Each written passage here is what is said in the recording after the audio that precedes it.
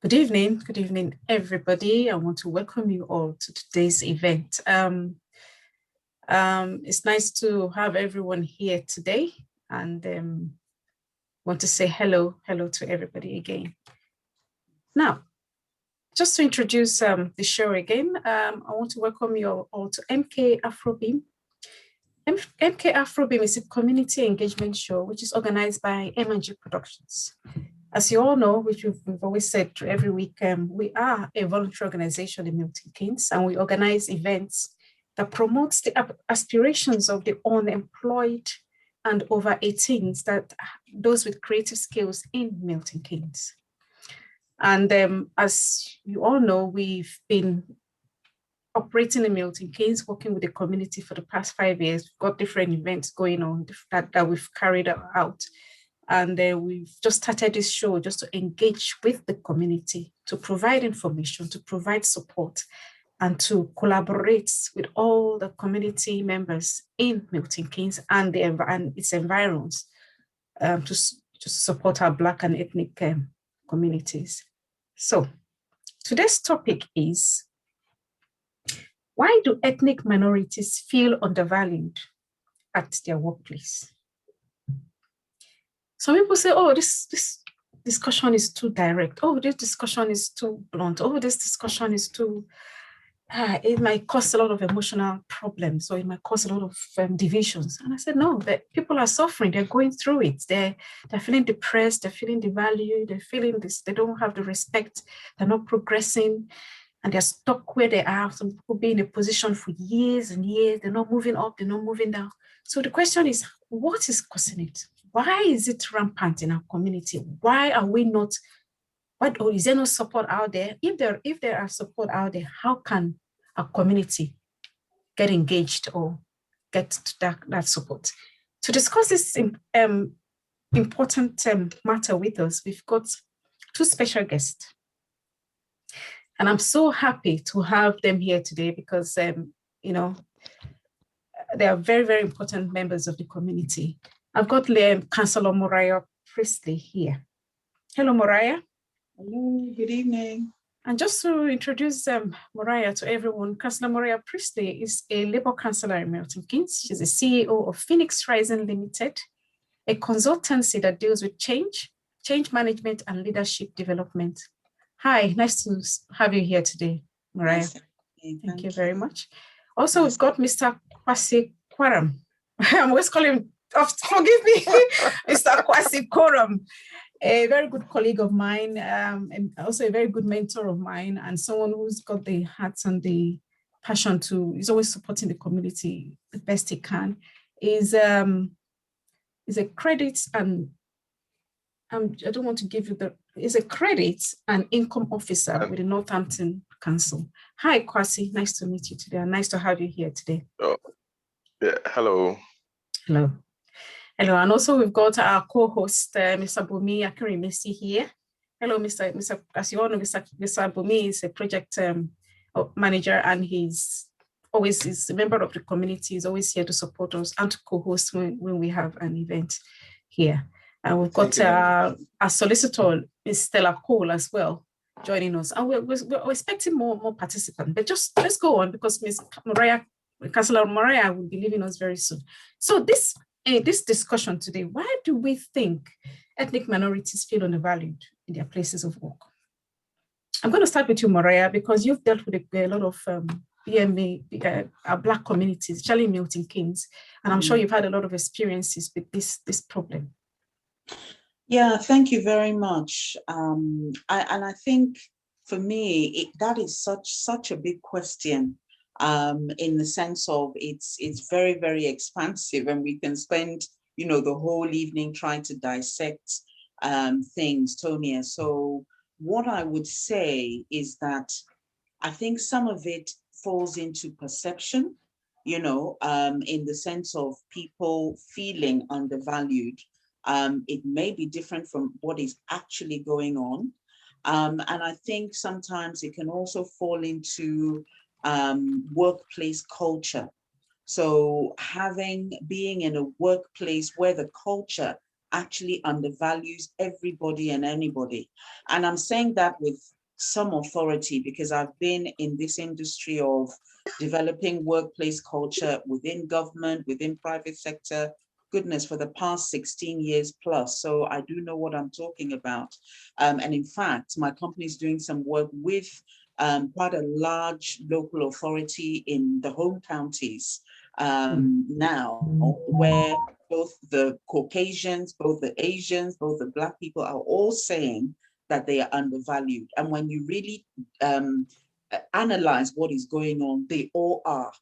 So we are going through working with the CEO and the leadership to begin to, see where is this undervalued behavior coming from? What is the culture and how can we help to develop that? So I think there's a whole range of issues, but if I'm to zero in on some of the issues I know our people from, the BME communities are facing, a lot of them talk about being racially discriminated against. A lot of them talk about even being sexually discriminated against, especially with ladies. And I'm not saying it's exclusively ladies because it can happen to anybody. And then there's also the other area of prejudice. Our people keep on talking about having to deal with prejudice on a daily basis. And one of the terminologies that has come out since the BLM situation last year, as you can remember, Antonia, and I know Kwesi and Bumia are also aware of it, is the term microaggression. So having microaggression could mean a whole range of things. For example, I was with a particular client the other day who is wanting to take their organization to court over something much more HR related. But one of the things he kept on mentioning was that they couldn't pronounce his name properly. He would spend his whole energy trying to, correct people all the time. And, every day, every meeting, the same thing. And over time, it wore him down.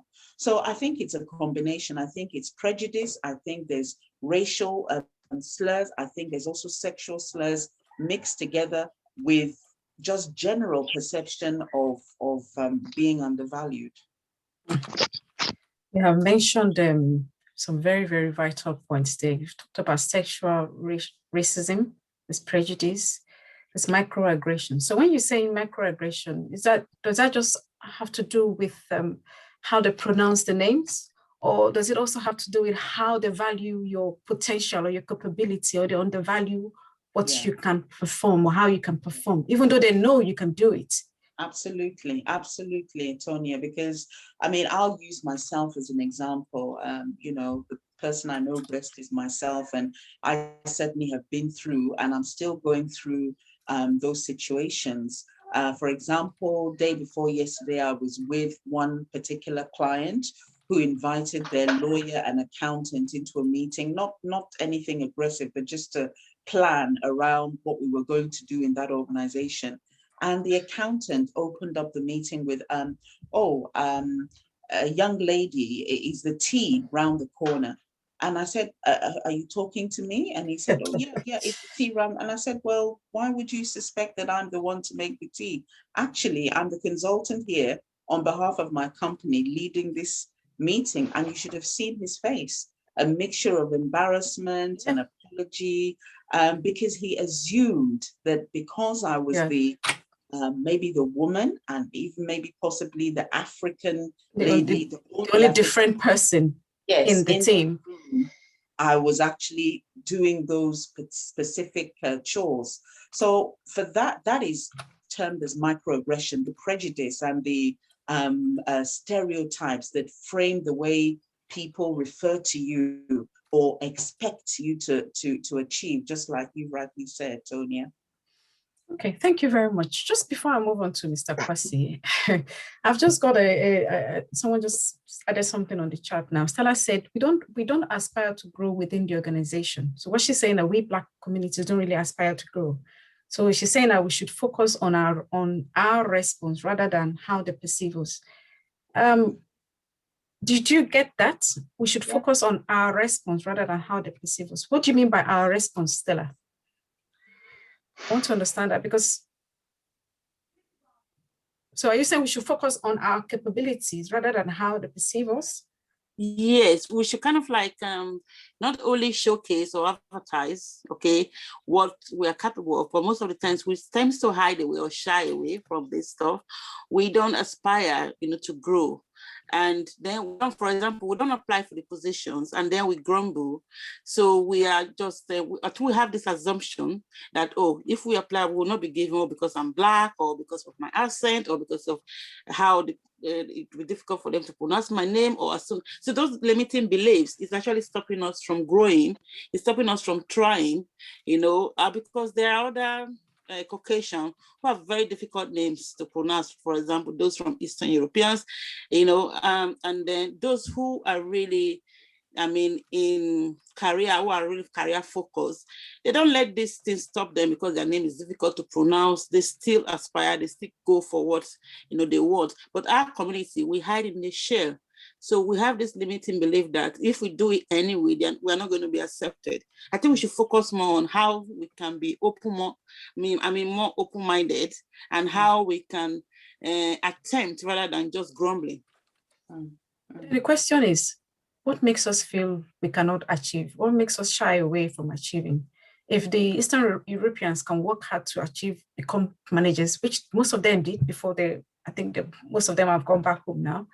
And if the Asians can aspire to build a lot of businesses and houses and grow in their community or grow in the businesses, what is stopping us from achieving that? What makes us feel we have to shy away from our opportunities? Kwasi, can you help us out, please? We deem to achieve high, but it's a system at the workplace and the system around us. That is what is not really helping us, or we don't have the support system is model to help us, because they have this perception, because they might say, because of they can discriminate against us on many grounds, even our accents. They will say, oh, right, if they want a director of operations or something, in their mindset, they will say, oh, he doesn't speak like the way we speak. He's got, a foreign accent. Do we really want someone with such an accent to represent us, to present to us, who may not understand the person? So they have this perception. Meanwhile, that person, has studied in the UK, has all the degrees, all the experience.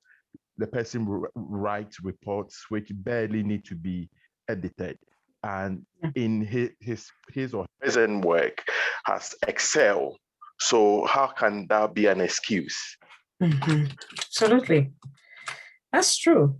Hello. Okay, I thought your screen froze. That's absolutely true, because there are some roles, like if you're talking about PR roles, or if you have to go out and communicate with people and you're trying to apply as a marketing officer or a marketing manager or a senior manager, you may not get it because they will think, oh, if this person, like me, when I speak, I tend to take my time to speak because I'm trying to put my words together, and my accent comes in, my R, my R, my R. So they may think, oh, if she goes into that role, she may not represent us properly.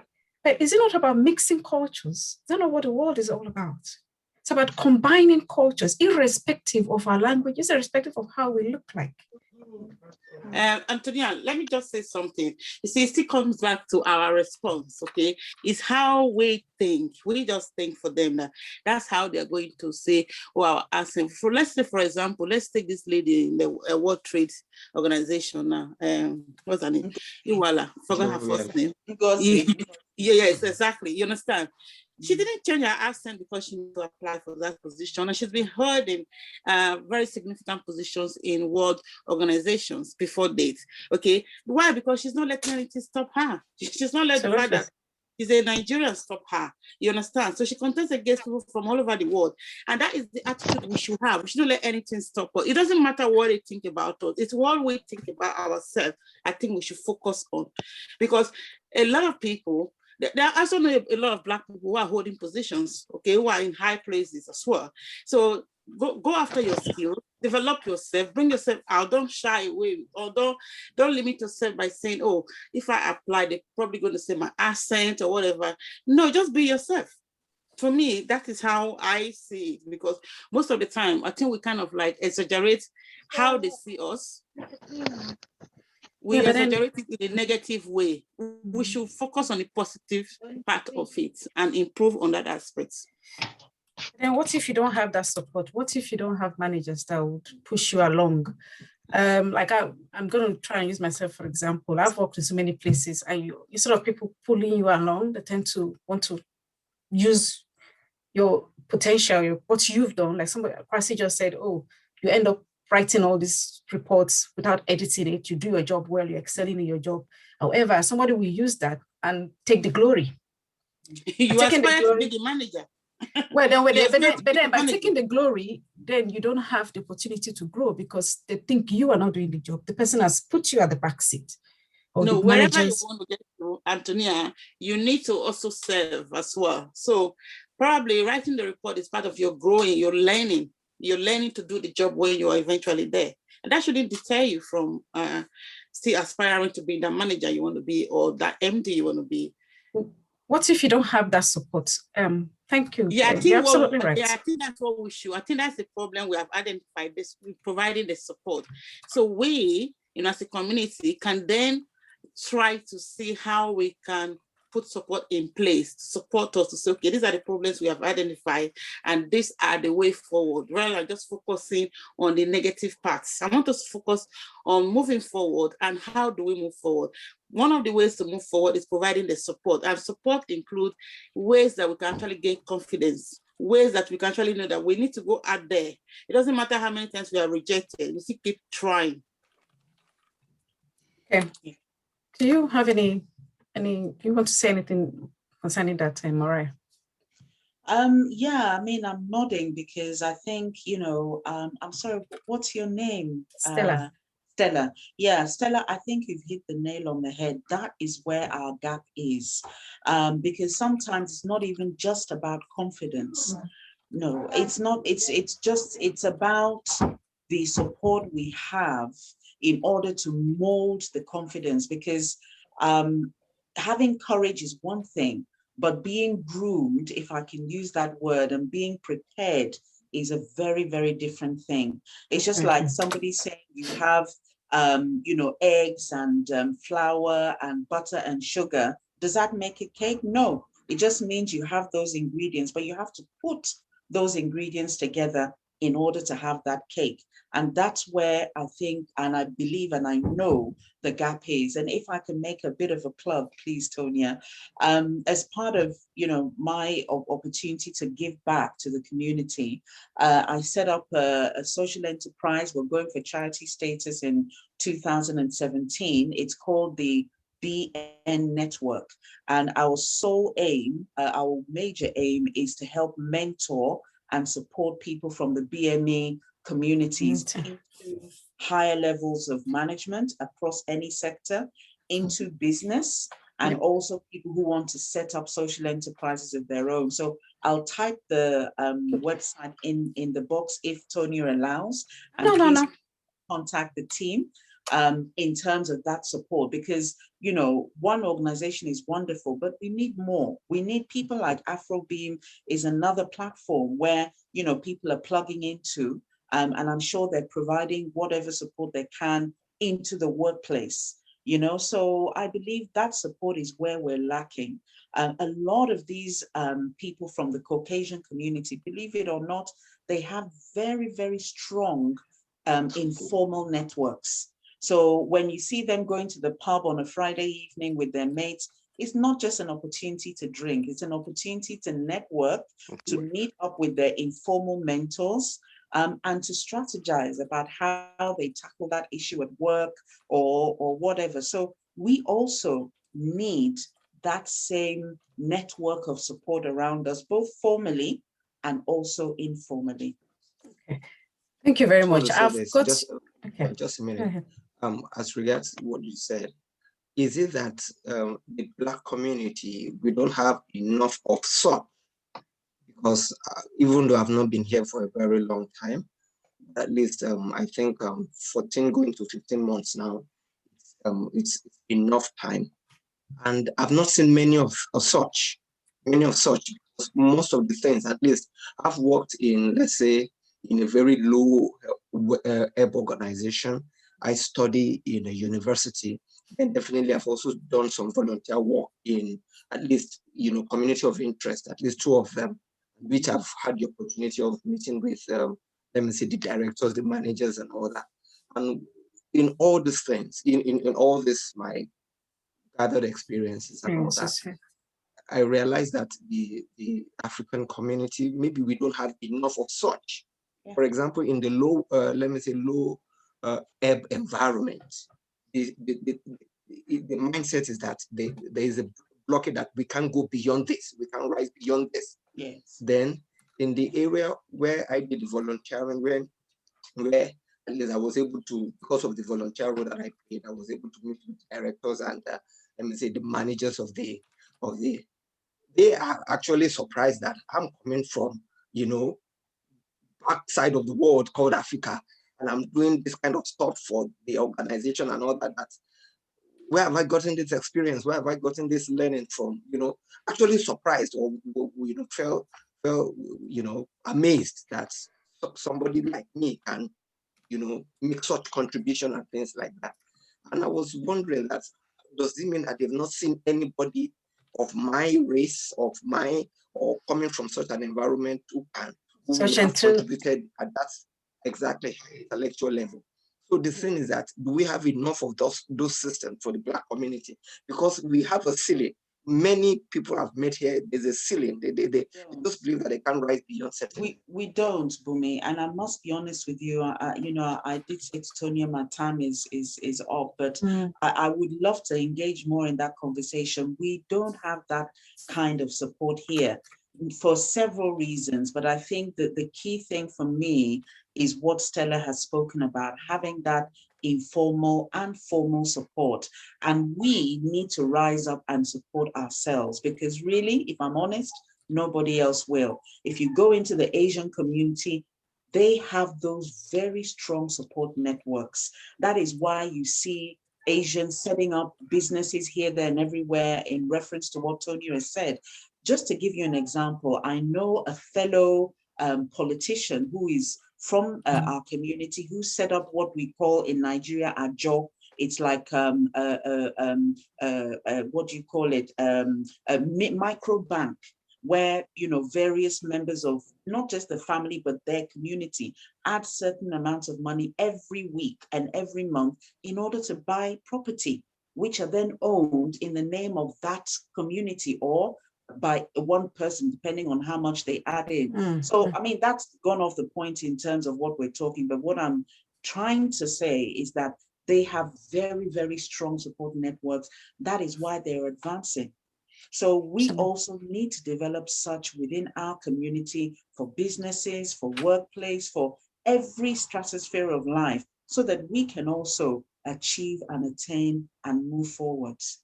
Oh, thank you very much. Before you leave, I know you've got it. I just want to show your network, just to share, because I've already got your details all on, on the system. So just bear with me 1 second, and I'll just share. So this is I hope you can see that. Let me know if you can't. Can you see this website? Yeah. Yes. So that is Moraya's a company. That's the CEO. You just tell us about it, please. So That's the CEO of Milton Keynes College there, Dr. Julie Mills. She launched the program for us 2 years ago. Those are some cupcakes we made. Yeah, I was there at the meeting. I went early, didn't I? The young lady beside her in the former picture is a commissioner. And these were some of the ladies that took part in our initial launch session.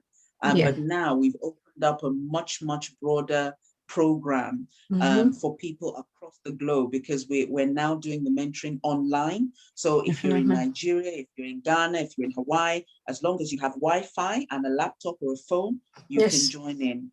So I really encourage you, take the time. We're friends of MK AFRO BEAM. I've known Antonia for a while, and I know that she's a lady of excellence. And I don't think it's by mistake that she's asked me to, appear online this evening. But please do join us, and come and pick up a mentor or two. Fantastic. Thank you very much. I know you have to leave now, so I'm going to stop sharing. And then just thank you very, very much. So I would like to be part of your network. It looks lovely. Oh, I'll send you the link. I'll give you Mariah's details and you will log on, because Mariah has done a lot for MK community. She's a fantastic counselor. She supported most of the communities in MK. There's no one that doesn't know her. And she's a lady of you can respect her and you can rely on her. So I will give you her details. Yeah. All right. And I'm going to say thank you very much, Mariah. I wish we could have you longer for a long time, all throughout for the rest of the 20 minutes left. But thank you very much. I'm sure we can bring you back on again when you've got more time. No problem. No problem. Thank you very much for having me, Tonia. Nice to see you, Kwesi. Nice to meet you, Bumi. Bye, everyone. Thank you. Thank you. Bye-bye. Yeah, so based on what, thank you everybody for still being on the logged on. Sorry, I'm a bit all over the place today, aren't I? So based on what we've said about mentoring, that's another support system. Mariah's support system, she's helped a lot of us. She's helped me. She's helped a few other ladies I know here to achieve and attain their potential. Yeah. Sorry, just a minute, Anthony. Okay. Oh yeah. Her mentoring structure or system, is it mainly for ladies? Because based on the picture that I saw there. No, it's not only for ladies. It's for everybody. Because the problem the ladies especially in MK, I don't know of everyone, most of the ladies in MK, they need that support. They didn't have that support system. So as soon as she opened the doors for this mentoring program, the first set of people she had were the women. Okay. Because most of the problem people that are lacking in progression in MK are the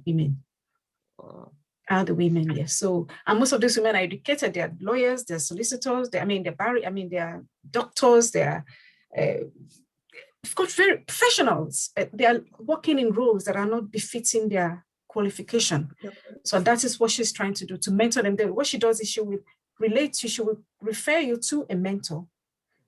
It could be a bank manager, it could be a CEO, it could be, and then that person will now mentor you based on your capability or your skills and help you to grow and plan yourself to grow to achieve your purpose. And could we also say in this area that the men have not really interacted with a lot?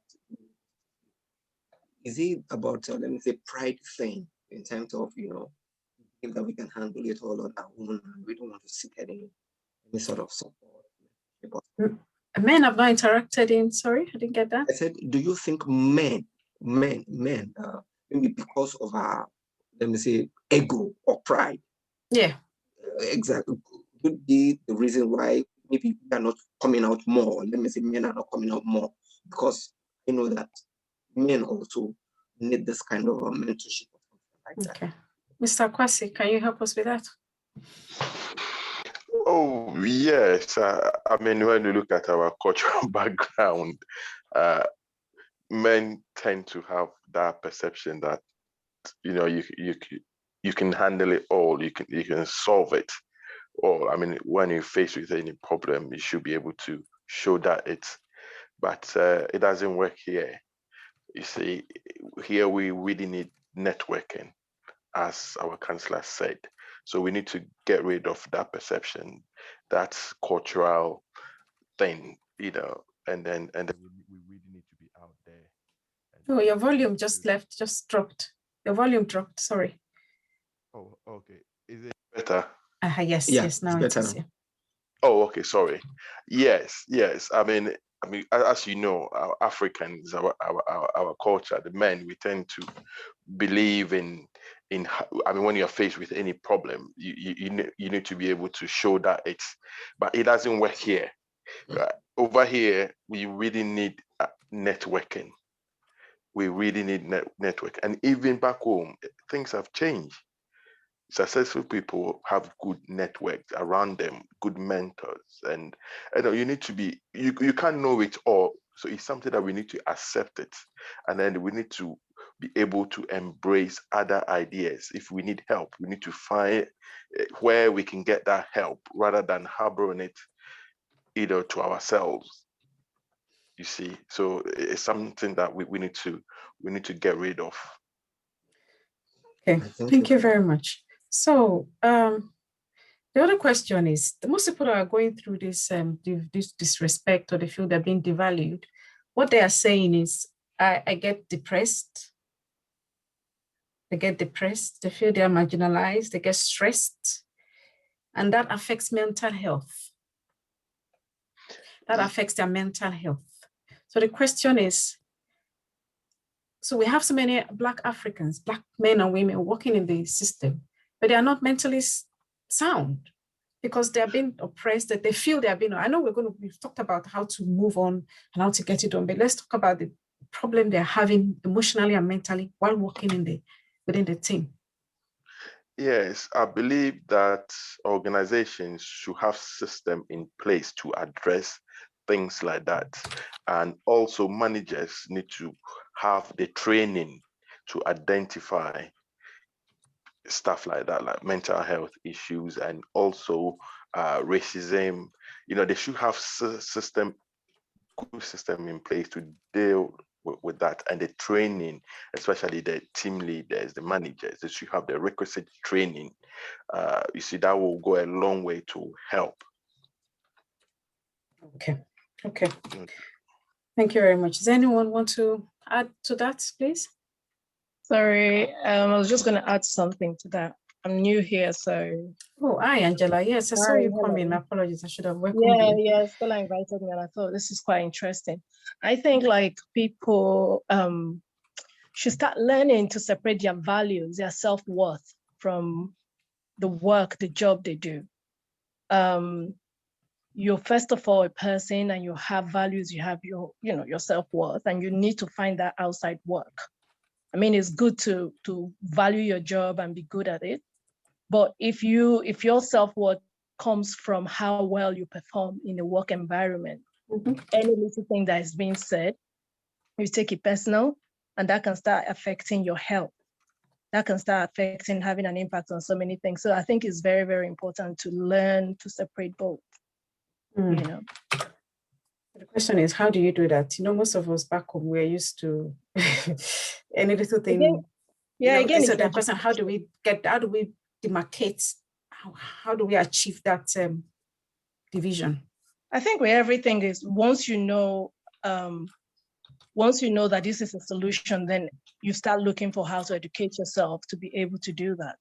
And there are a lot of resources out there that you can use to kind of build your self-worth outside the work environment, So the problem is just getting these resources, isn't it? Because many people we've only had, for now, we've spoken about a tester. She says she's got a mentoring program and others. The question is, where do we get these resources? Where are they? I know most companies have, what's it, in equality training, isn't it? We've got this discrimination and equality training. And diversity. We've got all that in there. But some of these things are still ongoing. But the problem is, who can you trust, and where do you get these resources to help you divide this emotional feeling from the practical aspect of working? Okay, Tanya, let me just contribute something from what Angela was saying. So but what you're saying, you're still bringing it back to work. She's saying, identify yourself first, know who you are first, because once you know who you are, you know how to separate your emotions from what is going on at work. Okay, so because if once you don't separate it, you get everything mixed up. So and getting that support shouldn't be from work. The support you need to identify who you are, it's not from work. So I think that's where our community comes in. What kind of support is available for us there? What can we access within our community? Okay, how can we go? The way we're used to getting support back home is different from the way we can access support here. So a lot of support is actually added, like she said, but most of us don't know how to access the support. You know, and also most of the format of support, we also say it with our limiting belief as taboo. For example, going for counseling, going for therapy, we see it as taboo. So we don't actually take seriously things that affect our mental health. So I think that's what we need to deal with first, personally, before we talk about our work environment. Because once we can separate that, we know that we shouldn't bring emotions into, you know, when we're at work or into our relationships that is outside, you know, our homes. Yes. Okay. Fantastic. Thank you very much for that. I think when you use the word taboo, that's true. We have a lot of taboos, don't we? Oh, I don't trust this person. Exactly, I can't discuss this with this person. Yeah, Oh, I who do also I go want to? If I tell him, everybody will hear. Oh, if I go to my Black community to give me money, the whole world will hear. So, you know, so that's the fear. The fear as well comes in. Yeah, trust. Trust. And I also want to ask this. For example, from what Kwasi said the other time, when you ask the question related to mental health, if somebody is suffering from mental health, let me say have challenges with respect to mental health, how would the person know that he or she has that problem? Then to address it, because it's very important, because you might not know that you actually, you're already facing the challenge, or let me say the situation. Yes, and also, as my sister said, we have this adage for someone's within our community, and we just sitting down, let's say friends, and someone says, "Oh, I'm depressed." Everybody will open his mouth, surprise. Come on, how can you be depressed? You know, black man, how can you be depressed? As if we are not human beings. You see? So, so with that belief, even when we are suffering, we keep it within us. It's true though, isn't it? Because we think it's a form of weakness if you accept that indeed you are suffering mentally.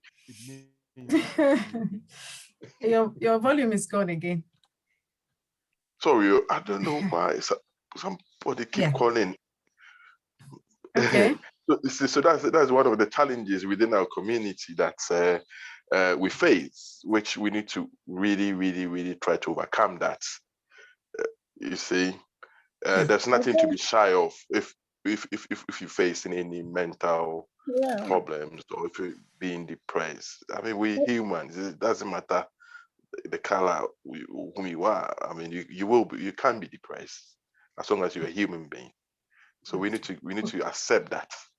Okay, so what are the signs, or let me say, what are the things to look out for to now know that, oh, certain things are creeping in for this individual or for me? Oh, right. Okay. I mean, you said you haven't been here for a long time. Yes. Yes. I mean, when we came here and then you hear the word depressed, you say, your volume. Sorry, your volume has dropped again. Your volume. Yeah, hello. Sorry about that. I think someone keep calling me. That's what is affecting it. I'm sorry about that. Someone keep calling through. I don't know why. Right. Depression. With that, you really need to discuss it, because I think everyone's sign or how everyone feels. The volume is gone again. So sorry. My apology. I don't know. Someone keep calling and I'm not answering. They keep calling and calling. I don't know why, but I apologize for that. You see, depression comes.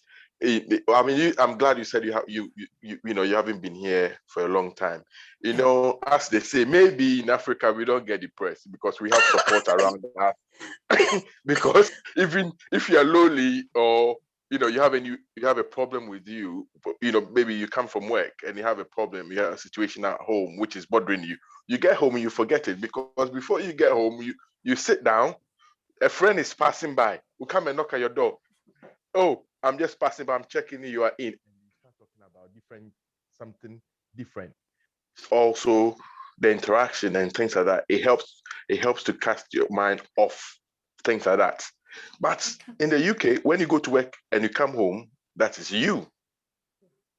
You don't have that network around you. No one is coming to talk to you. You understand? So when you are depressed, you will know that you are depressed. You will know. You feel it, okay. You feel it. You feel it. I'm glad you're back in. You are in the system now. You feel it, and you identify it straight away that this is not. There's not something wrong, not right. You see, and then you really need to speak to your GP. I mean, there's so many support systems around, luckily, in this country. Unlike back home, who can't go and tell your brother, I'm depressed. You think you are mad. That's true. To add to what you just said as well is like also getting to know your triggers, because it just doesn't come on you one day and it's like full on, you know. It starts little by little and it just kind of finds its way in. And being able to identify the triggers and those little signs helps a lot, because then you can start seeking for help immediately. You start, you know, the signs start coming on. And how you identify it again is it's reading. You just have to, I mean, like just focusing on work and reading about work stuff alone doesn't help, you know. Your mental health, there are so many other things you can read about and gain knowledge about that helps you overall, you know. So get books that has to do with depression and people, you know, where professionals talk about it, read up on it and educate yourself. And then, you know, you see whether you can identify with any of those signs, and then you start seeking help straight away, you know. That's true, because some of our people, thank you very much, Angela and Kwasi, some of our people are afraid to go for counseling as well. They think if they go for counseling, they don't even know, some people, they don't even know what counseling is. They don't even know, you know, even though you give them the support to say, look, go to these people for counseling, they feel they're going to be exposing their secret to everybody and or to somebody. And the question is, what are they going to do for me anyway? So they don't go out to get that support. Yes, and also we tend to be afraid of having that record on our medical, on our medical records. It's like, oh, I don't want that on my medical record. But you are suffering. It's illness. It's illness. And I mean, this country, no one is going to expose, or your medical record is not going to be out there. You see, it will only be disclosed to companies or organizations that are required to have knowledge of it. You see, that's not even acceptable anyway. They're not even allowed to. They're not allowed to even disclose it under the GDPR. So really, you're right. That's one of the things that deter people from seeking help.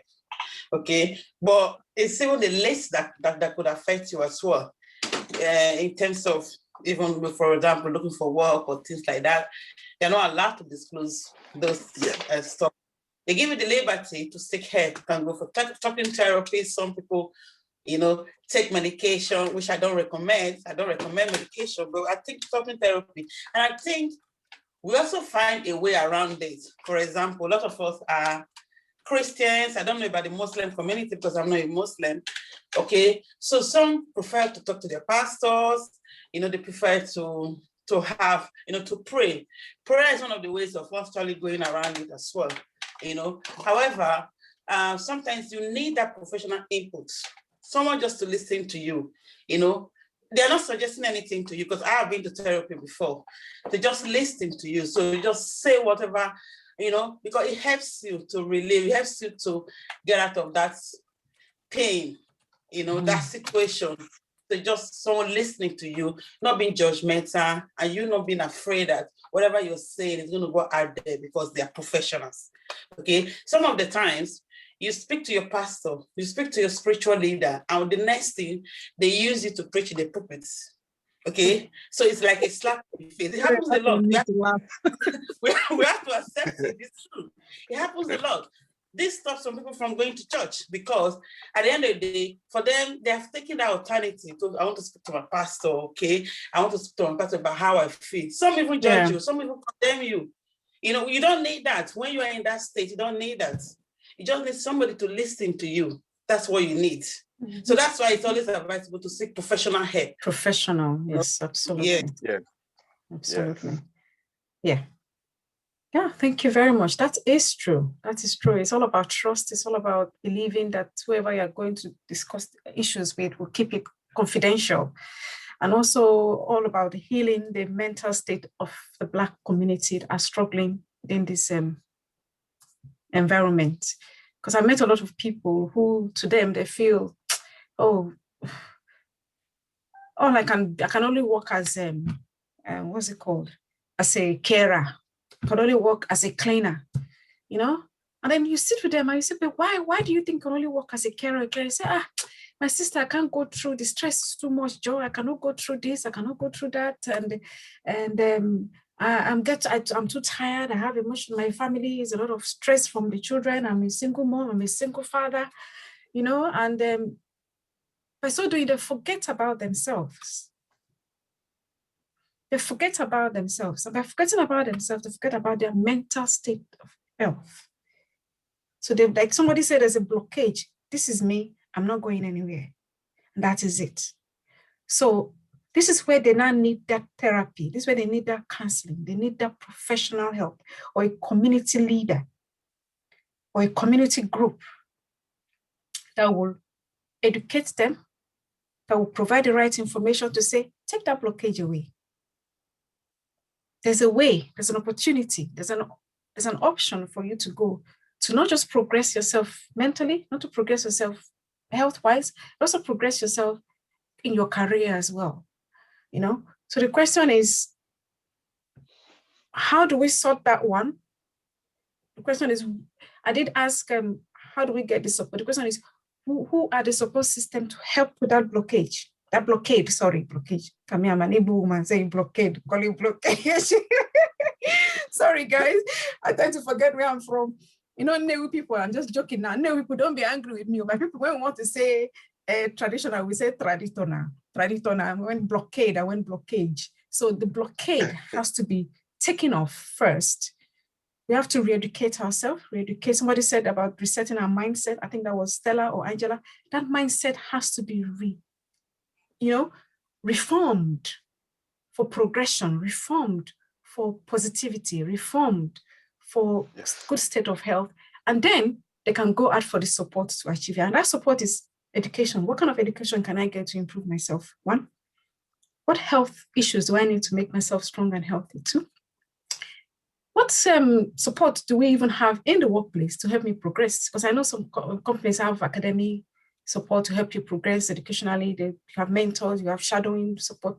So, that way, so with all this little support in there, they start progressing. So where we are with the Black community is the blockade. It's the blockade. It's the blockade. Yes. And also we need to believe in ourselves. You see, we need to have the I can do attitude, and we don't have to allow people to suppress us. You see, we should be able to bring out our ability, and we need to be able to also nurture it to really be able to, and we also have to be continuously developing ourselves. Thank you very much. That is true. One of the things I realized in the system, where I come from in Nigeria, you just need to do the minimum, get by. When I say get by, get a job and move to and fro, spend half of your life in traffic, come back home, eat, play with your children and watch TV and move on to the next day. But and after a while, okay, because you've been on this particular pedestal for a long time, they can just put you up, they can just move you up, one or two things in the community, in the workplace, in the work environment. and your uncle might sort up an organization, or come and manage it, come and handle it. You just realize that you just get by. But here in UK, I realized that you need a whole lot of effort, development, constant development to make sure that continue to climb up the ladder. To some, that could be very challenging. That could be very challenging because, for example, I met someone who has been here for 2 years, trying to get his family around, but it's not been successful because of the financial consideration. Moving from one work to the other, one job to the other, and all that, trying to break into the professional cycle is not possible yet. But at least, okay, all those, those other care, warehouse work, and all that kind of thing, it's just taking a toll. And that's why I said I was asking, how do you know the triggers of because I know that anytime he talks, sometimes he gets aggressive, sometimes I need this guy, this person back home, and there's a happy go fellow and all that kind of thing. That shows you that he's let the problem last too long. Because like Kwasi and a lot of us of us, Stella and Angela and everybody said here, he didn't take it up on time. To him, he must have suppressed it, thinking, oh, I can deal with it, I can deal with it. I can deal with it. And by not dealing with it on time, it's there. And this is like a poison, isn't it? It's like a poison that goes in the system. If you don't take away what is the problem in that, what is the root cause of that depression that the gentleman, that anger. There's what they've got anger management counseling, they've got stress counseling, they've got depression counseling, they've got different kind of counseling, to help us become better person. That person you're talking about has let's stayed in the system for so long. So maybe he needs help. He needs help. I know that. So the question is, he needs help. But that's what the question I'm asking everyone. Like, yes, we know these problems are there. How do we get to that support? Where is the support system? I think, if I can just come in again, sometimes it's good to have the support system. I have nothing against that. But waiting for someone to set up a support system to help you sometimes can be a bit too late for it, So what I've done, or what I tend to do, is read a lot. Read, just by reading alone, you read or just watch YouTube videos, self-help and all those kind of things. By just constantly listening to positive things, being in that environment, or just constantly educate your mind, you'll be amazed how much help you can get from that. Before you even think about going to an organized system that helps and all that kind of stuff, just listening to things that, self-help things, and reading, transform your mind. Don't just. I agree with Angela, because I've done that a lot as well. It really helps me, and I find that prayer helps me a lot as well. Yeah. That's true. If you look at the American, not even American, I don't know if the British people, if we do it a lot here, but if you watch some movies, you see, they put on this motivational speaker in their car, listen to it every morning as they're driving. And the person will be telling you can do this, you can achieve this, put your mind on this. And this person is more or less motivated. So by the time they get to work, they're geared up, they're fired up to go and work. So I think you're absolutely right. Not waiting for other people to help us, by taking our own lives, our own action to help ourselves be better, So that's another way of support. That's another support system. Social media, positive information via social media. That is, be it audio recording, be it audio books, isn't it? Is that what you're saying? Audio books, audio, even if you go on YouTube, there are loads of things you can watch, and from even listening to those things, they'll point you in other directions as well that can help you, and that's how you slowly build on your knowledge, and strengthen your mental health. Sometimes you go to the organized ones, it probably will not meet your need directly, but if you're sitting there, typing on YouTube and searching for things, you might just find what will touch you straight away and help you better than, an organized one. I'm not knocking anything, but I feel like the help you help yourself is always more than what someone is put together for you. That means it still depends, or let me say, it still depends on you as a person. Help yourself out anyway. Yeah. The responsibility still lies on that individual in the long and short term of everything. Yeah. So that is the message we need to pass on to our people, not to wait. Not to wait. They should seek support themselves. They should try and reach out. Because I know of a judge that told me once, something happened and he said, I can't read your mind. How do I know what's in your mind? What's on your mind? If you had told me what's on your mind, I would have helped you. And the man was right. As soon as I told him what I wanted, he helped me. So if we don't know what you need, I know the support system is there. There's so many organizations that I'm asking, where is the support system? I know of the ones that the government has organized. I've been to some therapies as well, but there are some that may be there waiting for people to reach out to them. They're waiting for you to join a Zoom meeting. They're waiting for you to reach out to them to say, look, I need help. Or there may be community leaders that are calling on to people to come out and speak to them. That's another option. But people are not speaking. People are quiet. They just want to stay in their own little room. So the question, the main action now is for people to go out and seek for help.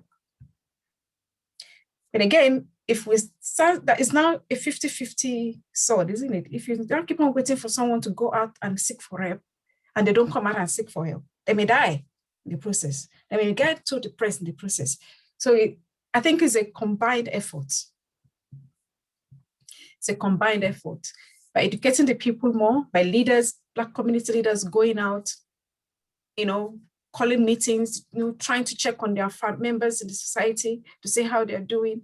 And if you're in a group, like if you're in a Ghanaian group or you're in a Kenyan group or you are in a Sudanese group, you should try as much as you can to reach out to your people to see how they are. Someone told me last week that someone died in her home.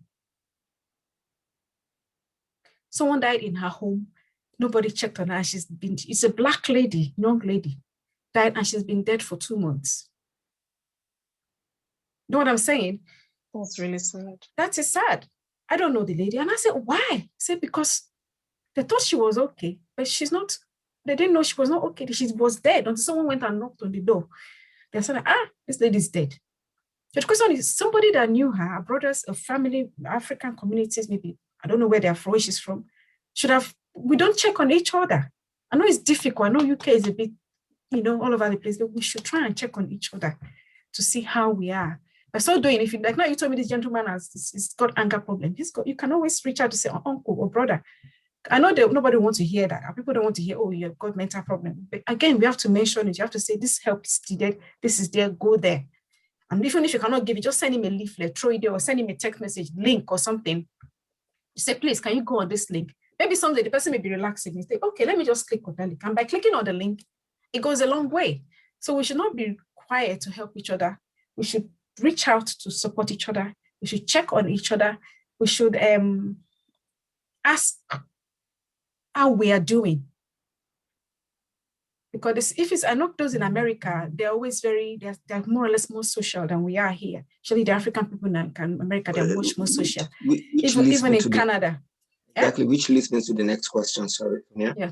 In that, is it the, let me say, Europe or UK issue? Even look at Nigeria as a country, or look at Africa, the way it is. The suicide rate in Africa is not as high as the way it is in UK or Europe. Then also depression rates, mental health issue, they are not as high as we have it here. Does that mean that there's something about the society here that causes such? I don't know. I can't answer that. I think one thing is record. The country that keeps better record will always have a higher rate. That's one thing. Okay. And another thing as well is like Nigeria, there's so many areas where stress come from that. If, like someone was saying, you're stressed from work, you can quickly forget that stress by the time you enter traffic. By the time you finish that traffic and you're angry from there, you quickly forget that traffic by the time you get home and you're getting peace. So there's so many areas where there's so many areas that keep you angry all the time. Sorry. Right here, things are just very smooth, and that in itself can be a problem. When everything is just monotonous and it's just the same every day, that can be a problem as well. Yeah, you're right. Okay. I can't hear your volume. You're on mute. Me? No, not you, Angela. Thank you very much. It's Kwasi. Sorry. Thank you, Angela. Sorry, my apologies. Yeah. Yes, and also, as we're in a developed country, our stress level is also highly developed. It's not like an African stress. Oh my God. I remember when I came to this country years back. I was then a student. So I'll go to the bus stop waiting for a bus, and I'll see this man, nice dressing, his suit and everything. And the person will come and stand beside me. We're all waiting for the bus. And the next minute, I will hear the man talking to himself. I said, oh my God. Oh dear Lord. It's not a laughing matter. Your volume 3, is 3, 4, 5. Yes. And then I went to my auntie. I said, country like mad people are well dressed up with their suit and tie. My auntie started laughing. He said, you don't know. He said, that is a different stress. He's just stressed up. Maybe he's thinking about his bill. He said he must be thinking. Yeah, hello. Sorry, there's a lot of noise in the background. I'm just gonna. Yeah. Is there any better? Hello, Blessing. Blessing, you okay? Yeah, I'm good. Thank you. Yeah. I don't know. It's like, yes. Have you got any other sound at the back in your background, Blessing? Okay, good. Thank you. Thank you. Right. Okay. So here, the question is, the person is going to work and he's standing at the bus stop. He's thinking about his water bill, his gas bill, money to send home. He has to plan everything. But back home, you don't have any problem. You don't think about what the electricity, they can wait. You see? So here, the stress level is advanced level. You see? So that's why we need professional support. So here, you can't do mental health issues. You really, really have to take it serious, and you have to be on top of it. Be on top of it. So maybe then, if we have this kind of support, it will help us to function properly at work. Isn't it? Yes, I agree with you. Function properly at work. I mean, the support systems are here abundantly. But we can't. Most people don't know what they are. They are over NGOs. They are there.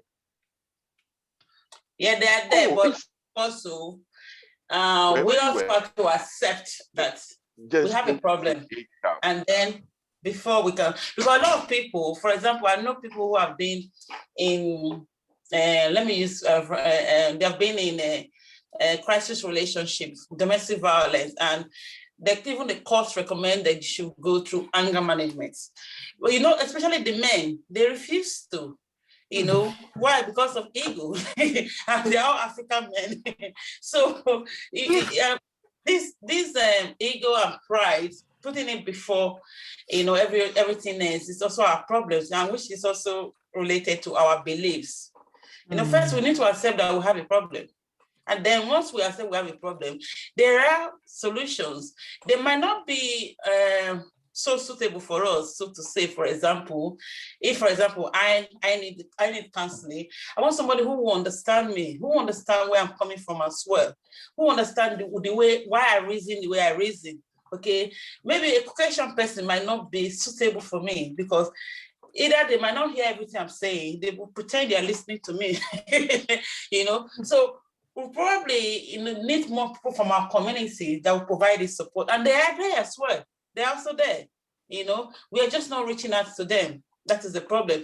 I think there's a blockade. I mean, there is a barrier. We need to grow past that barrier. First, to accept that we need that services. Secondly, to find the right people because they are there. Okay, they are there. Yeah, that is a thing. Yeah, absolutely. She's right. Everybody's right. Stella is right. Everybody, they are there. But yeah. Yeah, they're there in the system. You know, you have to also know what kind of support you need. For example, I've been for bereavement counseling, bereavement therapy, okay, because it's a specialized one. So it helped me a lot. So if you're depressed from other things, you know, it might even be clinical depression, and then you're going to take bereavement counseling. That's not a suitable counseling for you. It's also good to identify what's causing your problem.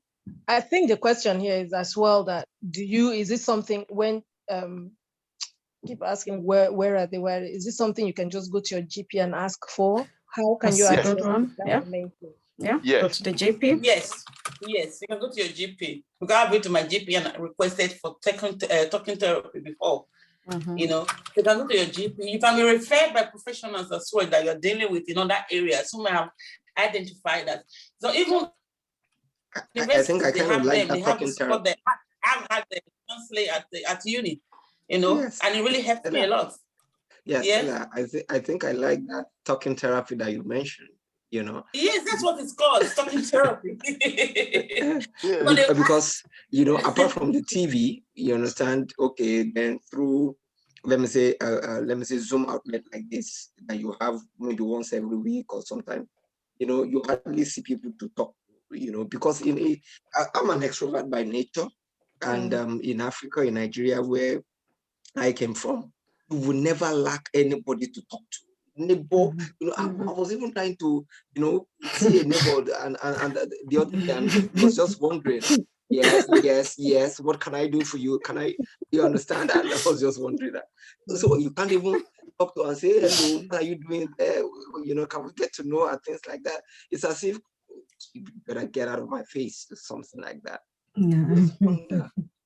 No, I think, you know, I used to live in the village, what they call So it depends on where you, so I think to me, I might be wrong, please forgive me. The city is not a big city, you know. You won't have as much interactions as you will have when you live in a smaller community, a smaller village, you know. I know when I live in the village area. Africa? In the UK. No, I'm talking of the UK. No, I'm talking about the UK. That's the experience I've had. When I was living in that little village, every single person you meet on the road, especially the elderly women, they always say, hello, how are you? How are you doing, love? You know, they always, your baby is nice. Oh, I say, hello, mama. They always say hello to you. If they don't see you, they'll say, I didn't see you 2 days ago. Where have you been? Are you all right? That is healthy. It helps. That's healthy. You know, but when you move out, even when I moved there, it was a shock to me. Like, I don't get it. And when you see elderly people passing, you want to say hello, but they're looking that way. It's like, okay. But then you get used to it. I think by the time you move to a bigger city, the kind of interaction you would expect with a smaller community will be different. But whereas some other cities, they're still very nice people. I've been to Scotland before. Oh my God, the Scottish people are so friendly. And this is Edinburgh. It's a big city. Every place you go to, somebody is saying hello to you. Okay, that's good. I'm not joking. Somebody is saying hello. And I told my brother, I said, oh my God, these people are so, you know, I think I'm not judging I'm just trying to tell you that I think it's some places we live in the UK. But all you have to do is just get on with it. Get used to them. It's not easy. It's not as if they don't want to speak with you. It's just the culture. It's the environment. It's how they are. And it's difficult, I know. And then that's why you now need to find a good community, a good group that you can integrate with that will support you. You know, because I know if we've even been at home during coronavirus, we all know how it is where you have less people to talk to. People are going gaga everywhere, you know, talk less of normal times, whereby even if you walk on, nobody's speaking to you. So yes, it does happen, you know, but what do you do about it? That's why Angela said, Stella said, Kwasi said, we've all said, Princess, everybody said, reach out. Look for those community that can help you. And we that are the community leadership, we that are the community charity should also go out and speak to other teams in the community to say, how can we help your people? Which of your people are having problems? What can we do to support you? It's not going to be easy because it's a culture that has been embedded in the system. It's going to take a long while to break that system. But that is what we need to do. I'm going to share a small testimony.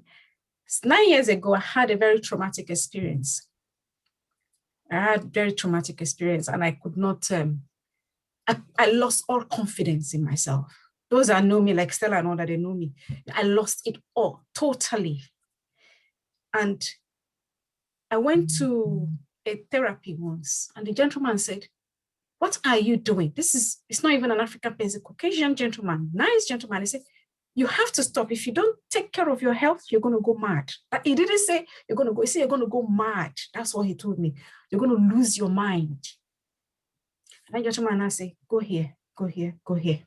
And then I went there. I see this lovely therapist. All she did to me, every time I go to her, all I did was cry. I was just crying and crying and crying and crying and crying. And then when she finished, she said, "Have you finished?" I said, "It's okay, we'll meet next time." And the next time I go again, I'll cry and cry and cry and cry. I'm not joking. That was all I was doing. If I said because I couldn't, if we're talking about losing confidence, whereby I could not even express myself properly. I was like in a bubble of who am I? But that crying helped me. Like somebody was saying, talking therapy. Not all talking therapies you have to talk. Some of them, they'll just listen to you. And then and that helped. So there are different kinds of therapy. But then by the time a month went, I was able to talk to her. Then she listened. And after that, I was able to start interacting with her. That woman helped me to bring myself back to where I am. But some people that I've gone through what I've been through that 9 years ago, I know a few or three people, they're in mental homes. I won't lie to you. Some people, their children are taken away from them because they couldn't cope with it, because they did not reach out to get the help. So please, everybody, if you're listening, if you're Black community, in our Black community, if you're an Asian ethnic minority, if you're going through problems at work, if you're stressed at work, if you're stressed at home, and you feel that trigger coming up, you feel that, you can feel it, if you're not your usual self, please reach out. Like Angela said, there's self-help in books, there's self-helps in videos, there's self-help in audio recordings. Look for them, Google them, download them, listen to them, help yourselves. If you think you're isolated, you think you need more help, pick up the phone, call a friend, pick up the phone, or look for groups around you. And also prayer is also very important. And thirdly, if you're leaders, community leaders, we need to do more. We need to find the support system. We need to share it with our people. We need to help them get back themselves so they can achieve their purpose in the community. In the community is very important, because I've seen a lot of this destroy a lot of people, and we don't want it to continue. So does anybody want to add anything else before we close? Because it's almost time to close. Very well said. Thank you. This has been very, very informative. Thank you, Mr. Kwasia. Thank you very much for coming in today, and I'm happy to have you here. I knew I couldn't do this without somebody like you, and like Stella and Bumi. Angela, welcome. And Princess, you did say a lot today. And Miss Kumbi, I want to thank you all for being here. I'm so grateful. As usual, this recording will go out. I know after the recording, I get more responses, and I'll keep on doing that. But please, if you know of any support system that we've not mentioned, because I don't have a lot of information on the system, no enough link, because I myself, I don't have a lot, but we need it. Like Mariah said, we don't have that system. The system may be there, but we don't know how to. Just send it to me, and I will share it on the social media to people, the community, so that they will know who to reach out to in need of this this support system.